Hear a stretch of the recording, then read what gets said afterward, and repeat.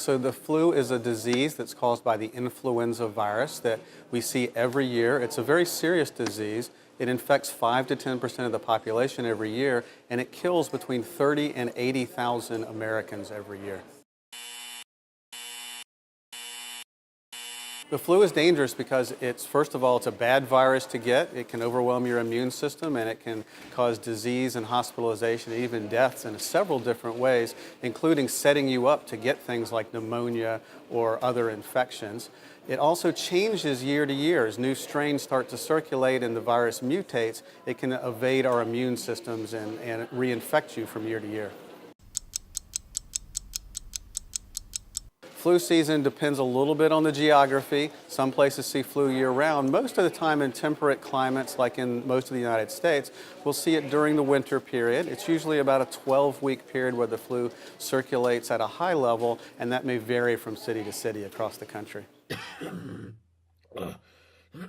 The flu shot's very safe and well tolerated. It's recommended for everyone who's 6 months of age and older. Because only about 50% of adults get vaccinated year to year, we don't see much herd immunity against influenza. So it's important if you have children in the household or those who have some chronic illnesses that everyone in the household get vaccinated.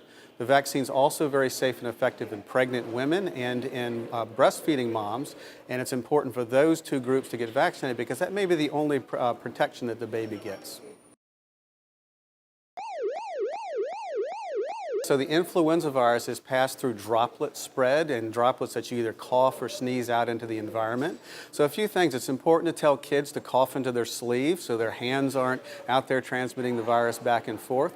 Use good hand hygiene. Either regular old soap and water or alcohol gels, both will kill the virus very easily.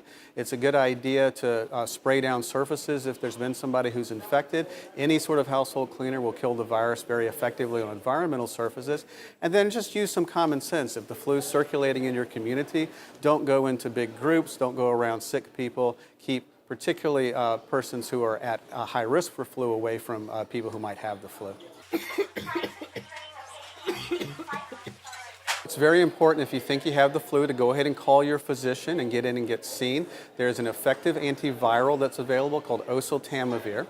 If it's taken within the first 48 hours of illness, it'll reduce the symptoms that you feel from the flu, and it will get you back to work or to school about a day earlier. It's important to do it in the first 48 hours in order for it to be effective.